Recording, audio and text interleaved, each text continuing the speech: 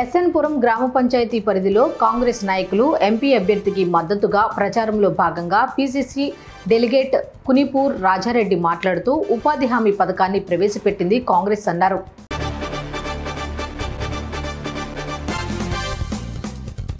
సంగారెడ్డి పట్టణం పాత బస్టాండ్ ప్రాంతంలోని ప్రధాన రహదారిపై వీధి దీపాలు వెలగడం లేదని స్థానికులు తెలిపారు. చీకటితో వాహనదారులు తీవ్ర ఇబ్బందులు పడుతున్నారని పేర్కొన్నారు.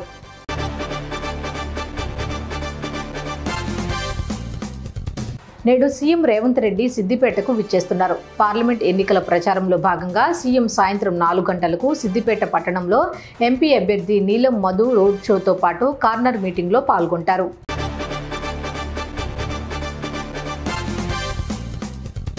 హైదరాబాద్ నగరం లాల్ దర్వాజా వద్ద కేంద్ర మంత్రి అమిత్ షా రోడ్ షో నిర్వహించారు. భారీ సంఖ్యలో బీజేపీ శ్రేణులు తరలి రావడంతో హైదరాబాద్ నడిబొడ్డున పరిసరాలు జనసంద్రంగా మారాయి.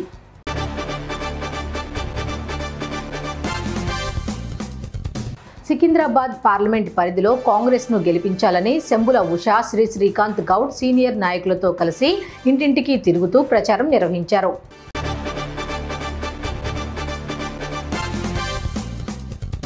న్యాయమూర్తులు, న్యాయవాదులు పరస్పరం సహకరించుకొని అత్యధిక కేసులు పరిష్కరించడానికి కృషి చేయాలని ఆదిలాబాద్ జిల్లా ప్రధాన న్యాయమూర్తి కె ప్రభాకర్ రావు సూచించారు.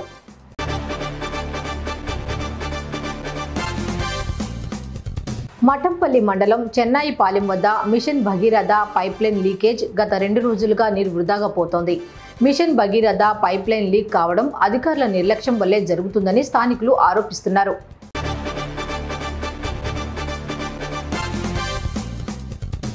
ఉచిత వేసవి శిక్షణ తరగతులను విద్యార్థులు సద్వినియోగం చేసుకోవాలని పౌర సమాజ సభ్యులు వెండి భద్రేశ్వరరావు కోరారు. జన విజ్ఞాన వేదిక ఆధ్వర్యంలో ఉచిత వేసవి సైన్స్ శిక్షణ శిబిరాన్ని ప్రారంభించారు.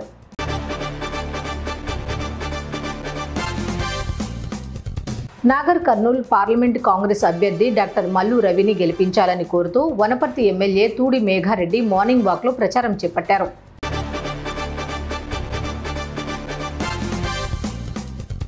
పార్లమెంట్ ఎన్నికల నిర్వహణకు వైరా అసెంబ్లీ సెగ్మెంట్ అదనపు ఈవీఎంల ఫస్ట్ లెవెల్ తనిఖీ చేపట్టినట్లు ఖమ్మం పార్లమెంట్ నియోజకవర్గ రిటర్నింగ్ అధికారి కలెక్టర్ విపి గౌతమ్ తెలిపారు.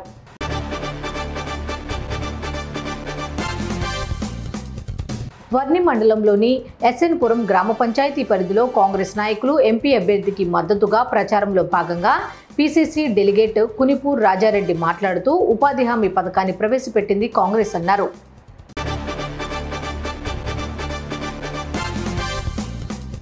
రాజన్న సిరిసిల్ల జిల్లా వేములవాడ పట్టణంలో కాంగ్రెస్ పార్టీ ఎంపీ అభ్యర్థి వెలిచాల రాజేందర్ను గెలిపించేందుకు చేతి గుర్తుపైన ఓటు వేయాలని కాంగ్రెస్ సీనియర్ నాయకులు ఇంటింటా ఎన్నికల ప్రచారం నిర్వహించారు.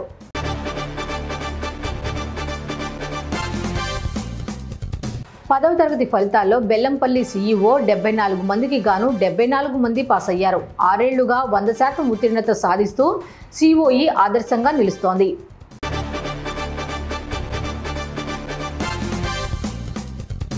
అమ్మఒడి ఎన్జీఓ ఆధ్వర్యంలో బెల్లంపల్లి పట్టణంలోని పల్లెటూరు బస్టాండ్ వద్ద అన్నదాన కార్యక్రమం నిర్వహించారు.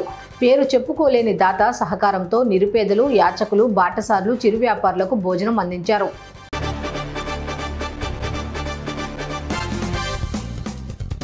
ములుగు మండల గ్రామాల్లో ఉపాధి హామీ కూలీల వద్ద మంత్రి సీతక్క ఎన్నికల ప్రచారం నిర్వహించారు. ఈ సందర్భంగా మంత్రి మాట్లాడుతూ మల్లంపల్లి మండలంగా చేస్తామని చెప్పారు.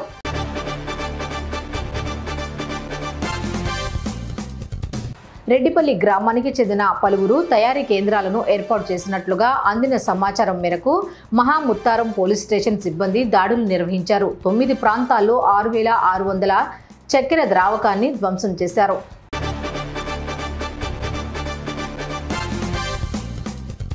యాదగిరిగుట్ట అనుబంధ దేవాలయమైన పాతగుట్ట శ్రీ లక్ష్మీ నరసింహస్వామివారి ఆలయంలో నిత్య నిజాభిషేకం ఘనంగా నిర్వహించారు.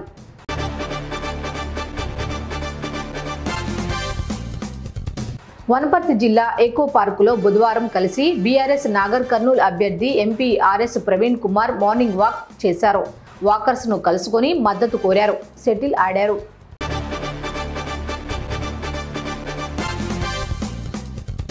నిర్మల్ జిల్లా భైంసా గడ్డెన్నవాగు ప్రాజెక్టు వివరాలను అధికారులు వెల్లడించారు. ప్రాజెక్టు పూర్తి సామర్థ్యం 358.70 అడుగులు ఉండగా ప్రస్తుతం నీటి మట్టం 357.90 అడుగులు ఉందని పేర్కొన్నారు.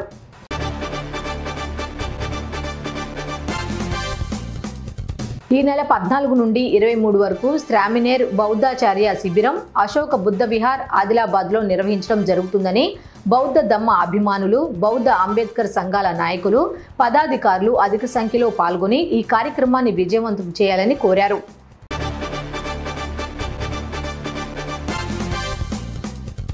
బోర్గంపాడు మండలం నాగినేనిప్రోలు రెడ్డిపాలెం గ్రామానికి చెందిన గాయకుడు కోట దుర్గా ప్రసాద్ గౌరవ డాక్టరేట్ అందుకున్నారు.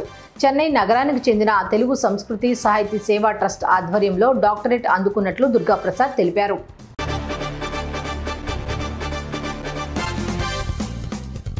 మందకృష్ణ మాదిగల మనోభావాలను దెబ్బతీసేలా మాదిగలు ఏ పార్టీలో ఉన్నా బీజేపీకి ఓటు వేయాలని చెప్పే నైతిక హక్కు మందకృష్ణ మాదిగకు లేదని వికారాబాద్ జిల్లా ఎస్ఎస్ఎల్ అధ్యక్షులు రాజు మల్లేశం పేర్కొన్నారు.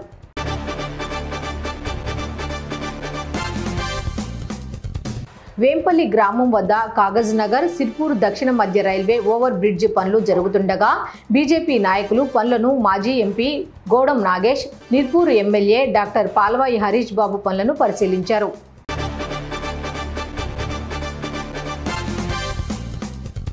నాగలవంచ నుంచి ఖమ్మం వెళ్లే దారిలో పంట పొలాలలో చెత్తకి నిప్పు పెట్టడం కారణంగా ఆ నిప్పు కారణంగా చెట్టు విరిగి మార్గం మధ్యలో పడటం వల్ల ప్రయాణికులు తీవ్ర ఇబ్బందికి గురయ్యారు.